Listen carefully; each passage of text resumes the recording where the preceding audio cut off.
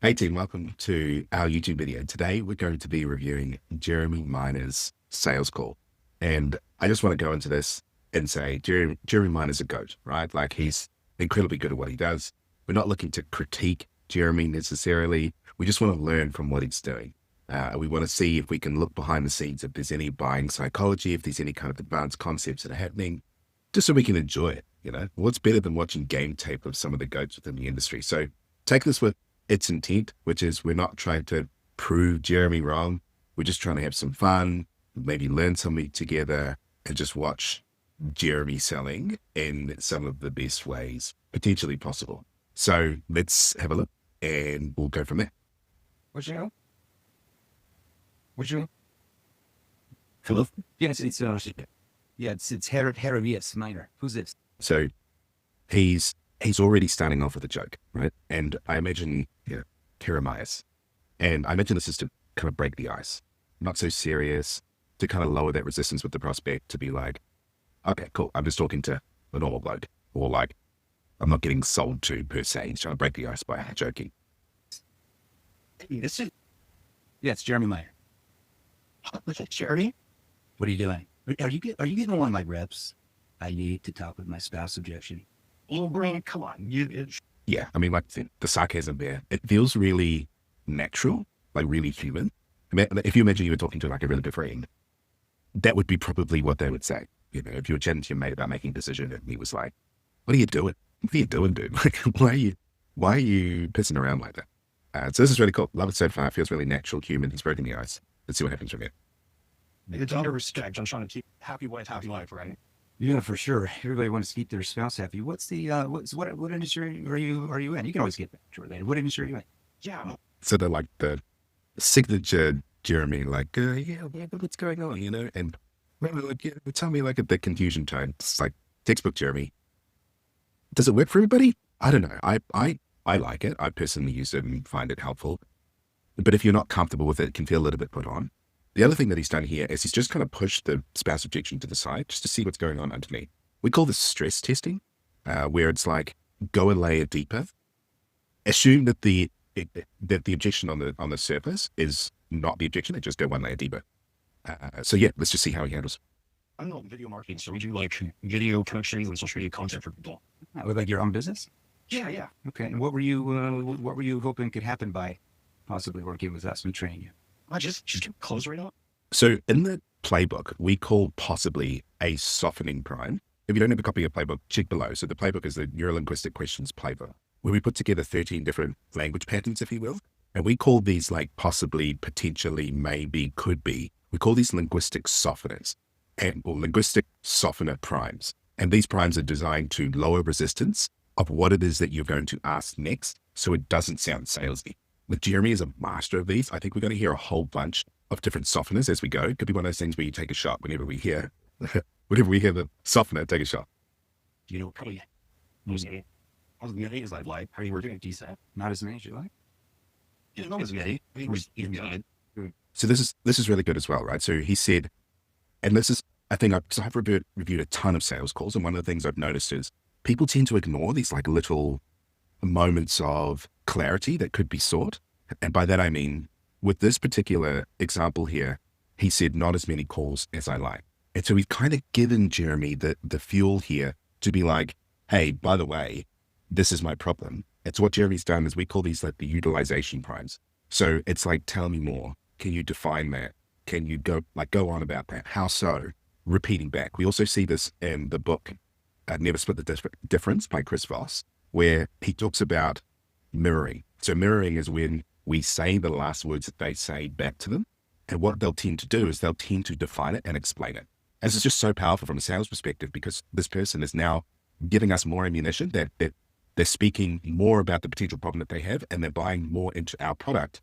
And we're maintaining that frame of authority, which is I'm directing this conversation. You tell me what your problems are so that I can potentially help you solve them. Okay. And she just, okay, so I'm looking here. Okay. So I got to know here that you're making around $7,000 a month. Yeah, that's right. Okay. Where are you skill level? Obviously that affects your, what you're going to make. Where are you really wanting to be at? Like once you have the right training. And then, like I said, you can always get back to it later. From 25 to a month. Oh, 20 goal. Okay, 25 is the goal. So how does your So what it looks like he's doing here is he's reestablishing the facts. He's obviously got some notes in front of him that have said that this customer is making X amount of dollars. And in our training, we call this cognitive dissonance, or like a logical contrast frame. So a logical contrast frame is he's establishing that right now the prospect is making $6,000 a month. And he's asked the question, so where would you like to be instead? Or what would you like to be achieving, which is $25,000 a month. So what he's done is he's pushed the objection aside, he's reestablished the facts, and then he's created this logical gap of these two numbers to be like, okay, cool. So that's what we're working with. That's the hole that we're looking to fill.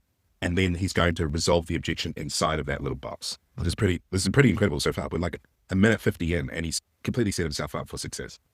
okay, so what's the math? 25 minus 6, so you're losing, you got a calculator on your phone? 25 minus, you're making 6, you want to make 25. How much, what's the out there? What's the difference? Is that 18, 19? Let me pull up my terminal. So 25,000 Yeah. minus 7,000. So about $18,000 extra dollars a month that happened. Okay, so you're losing 18,000 a month right now. This is really cool. But this is also another thing that I don't see many reps do well, which is building that gap, right? So taking the gap that we just found and then reframing it as an opportunity cost, because the truth is there is an opportunity cost. If we think about sales training, for example, people aren't necessarily buying a 10% bump to their conversion rate, right? You know, going from 30 to 40% conversion is not what they're buying. What they're buying is what it's costing them. So for example, if you're a business owner that's only converting 3 out of 10 sales calls and you could be converting 4 out of 10, you work out how much that sale is that you're missing. That, you know, that represents a 10% bump, and you factor that into your logical contrast frame. So he built the small frame, which was 6 versus 25. Now he's got the prospect to see it as a loss through opportunity costs. What is the cost of inaction here? Which is 20, you know, you could be making 25,000, but you're not. So these $18,000 a month being left on the table, and getting the prospect to do it on the calculator is a way for the prospect to internalize it. Because chances are in these scenarios, the prospects, they tend to view their problems through rose-tinted glasses. They tend to see them better than they are, rather than what they actually are. And in this case, it's an $18,000 a month problem that makes more sense to solve than just, I want to make more sales. So, I mean, Jeremy's the GOAT. I guess how you look at it. Well, is that how you look at it? I guess. You guess? So your spouse, how does she feel about you losing 18,000 a month though? So what he's doing here is he's trying to now I would say try to activate the emotion. So how do you feel about it? Or I can't remember exactly what he said, but it's like, do you see that as a problem? And the prospect's like, yeah, I guess. And so what we're coming up against here is there are some prospects that really struggle to accept a problem that they have. You might have met this type of buyer where we have this maybe A-type personality where it's like goals, goals, goals. I want to go everywhere. I want to do all these things. I want to do this. I want to achieve that. I want to move in this direction. And then when we get them to talk about their current reality or the problems, they go, yeah, but that's not going to happen. And so we're seeing this a little bit with this prospect, where we're getting a little bit of resistance here of actually owning the pain of what would happen if nothing changed. And Jeremy's handled this in a way where it's like, well, what would your wife say? Which to me feels really direct. I don't know if I could get away with that, or like us like normies could get away with that. I think because of Jeremy's potential status, like this guy obviously knows who Jeremy is, he can kind of get away with that more direct question. But I think what he's done here is he's done things like, is it? Are you sure? And so what he's doing is he's getting the prospect to reflect on, is it really as small of as a problem as you think? And I think this is the key lesson here, where if we notice this pattern in our prospects, we want to challenge it. We don't want to let that fester. We want to be like, oh, hang on a second, that's not true, right? Or hang on a second, actually look at that. Does that actually look concerning to you? And we do that by just repeating it back to them. So that, how does that sit with you? Like, yeah, okay. And he's doing that mirroring thing that we talked about before. She doesn't really look at it that way. She's at work in 7 jam. Yeah. Have you told her what you really want to be at? Really? What's preventing you from telling her where you want to go? Because, if you think about it, what's the number one thing that actually causes fights in a family and actually causes divorce? Money. A lack of money, right? I mean, I personally find if I was on the end of this, it would feel very cheesy. Again, not a critique of the goat, right? I just think for normies who don't have that level of sophistication and branding that Jeremy does, that we would, I think a normal person responding to us would be like, that's just a weird question to ask. You know, what's the cause of it feels kind of led, like we're being moved towards something. But again, that's just personal preference. I don't know if I would specifically do it this way. I would more internalize it for him rather than using the spouse, because I think at the end of the day, the spouse objection is really just a service objection. It's not the actual reason why the person's not moving forward. The reason why the person is not moving forward, I would say in this case, is he doesn't see sales training as the solution to the problem that he perceives he has. And the problem that he perceives he has doesn't justify the investment to whatever the program is. And so what Jeremy's done is he's reestablished the problem as not as sales training. You're not getting sales training. You're resolving the income gap. You're resolving an $18,000 a month opportunity cost. That would be ultimately why the prospect brought. It's because it's no longer about sales training. It's about the $18,000 a month gap, which when you think about selling a $3,000 program to makes so much more sense than, do you want to grow to $25,000 a month and pay me $3K to do that? We tend to move away from fear more than we move towards the joy of the outcome. You are correct. Yeah. So does she want you to stay at $7,000 a month, or does she want you to be 25,000 plus? Because I've got clients in your space that they're actually doing triple, or even if they're 25 a month, they're doing triple of that now. So does she want you to stay at 7, or does she actually want you to be at 25 a month? I know she will definitely be more at peace if I'm making more. So when you say she'd be more at peace at night, why does I guess this is down the same thread of what would your partner think? He's also introduced what we call like a third party gate. So it's like clients in your position have achieved ABC. And this is quite powerful because if you directly tell someone you're going to achieve ABC, the little bullshit detector kind of fires off in the background and they're less likely to believe us. But when you frame it through a third party gate, where you say clients in your position have achieved ABC, 2 to 3 times the revenue, it's way more persuasive because it's not directly telling them, it's indirectly telling them. And it's almost like the art of telling stories. When we tell stories, we tend to put ourselves into that story as the main character. So clients in your position versus you can 2 to 3 times your income, that subtle indirect selling is way more persuasive than the direct down the pipe. So that was really beautiful. The whole, what would your wife think, blah, blah, blah. I personally wouldn't go down that route. But again, we're not trying to critique Jeremy. It's just like a personal preference of how I sell. I would keep it more internalized, trusting that the externalization of the wife objection was really just an internal, deeper objection to the value or the problem that the program solved. she not have that peace right now? well, honestly, not really getting enough to catch her bills. Okay. So I'm not sure. You can tell.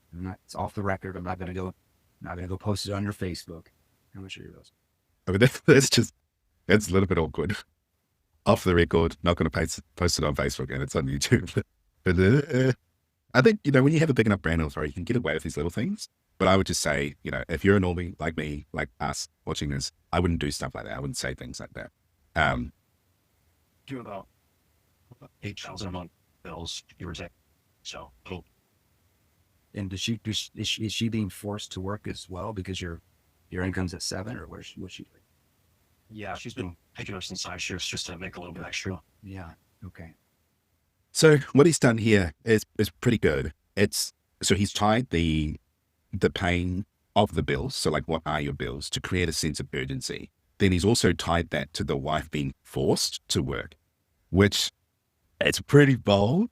But it's in line with how he wanted to handle the whole conversation. If you like that, if that feels comfortable for you, sure, do it.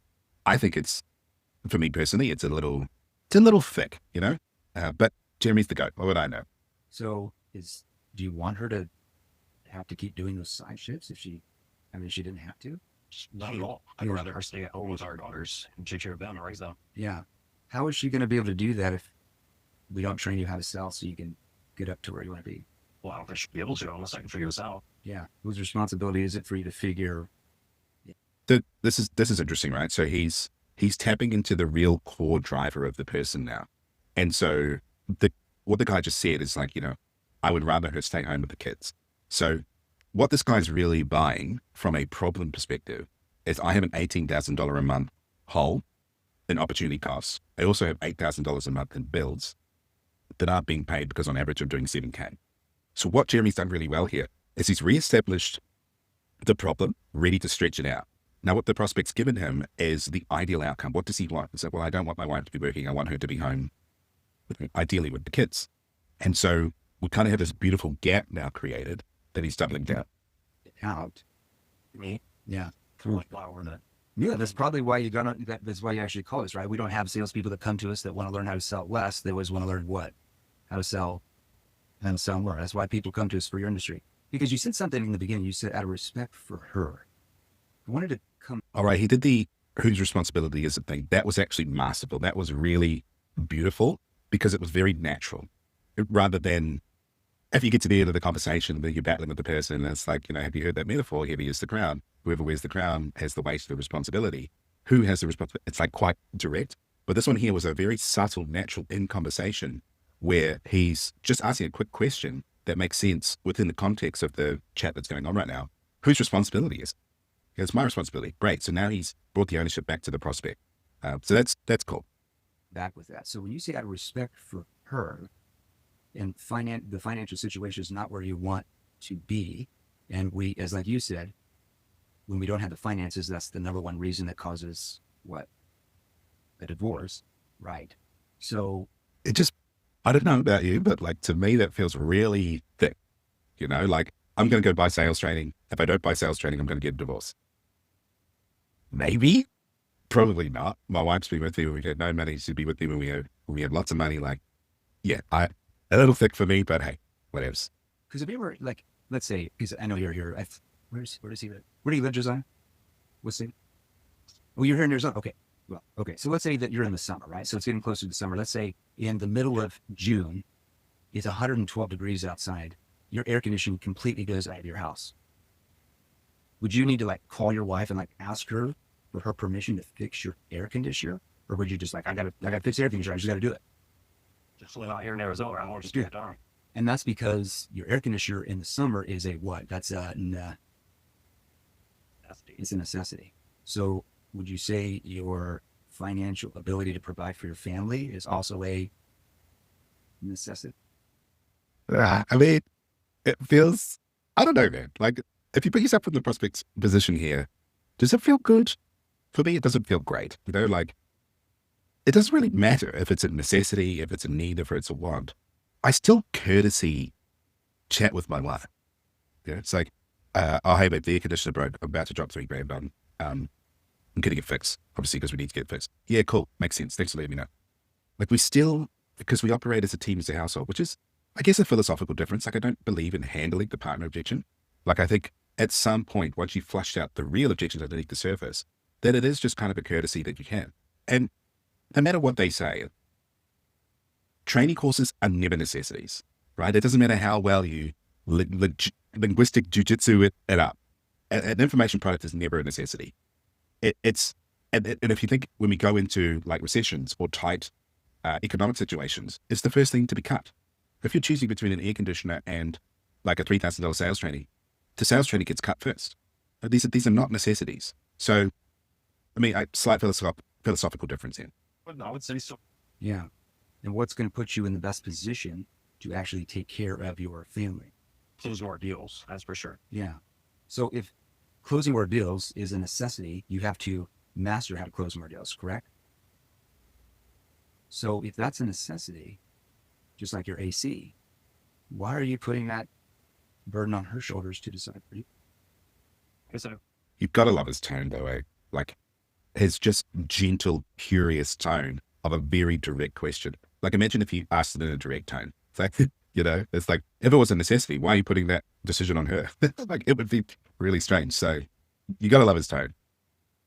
shocked about it like that. Well, if you really thought about it, like whose responsibility is it to actually provide for your spouse so she can actually stay at home and raise your kids? Is that her responsibility or? That would be mine.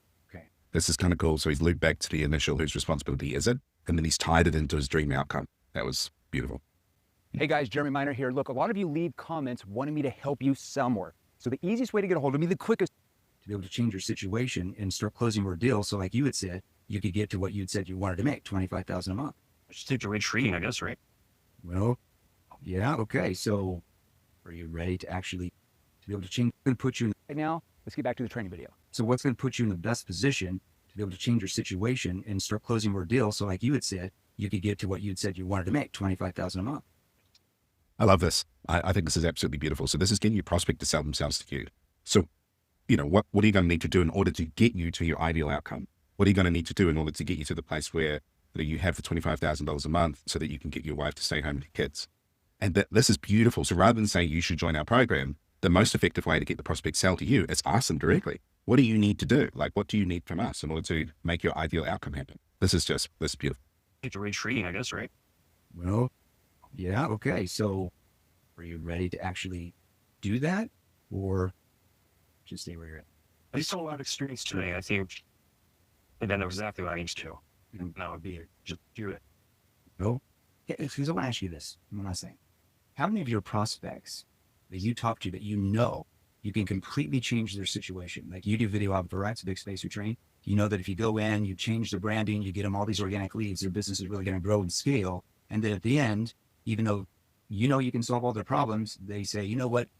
I think I need to talk to my spouse. How many of your prospects say that? Definitely a lot. How many? Like if you're talking to 10. This is really cool. So now he's using his own business as an example, almost like an identity or congruence thing. So he's about to launch into, you know, like if you're doing this with me, chances are your prospects are doing it with other people.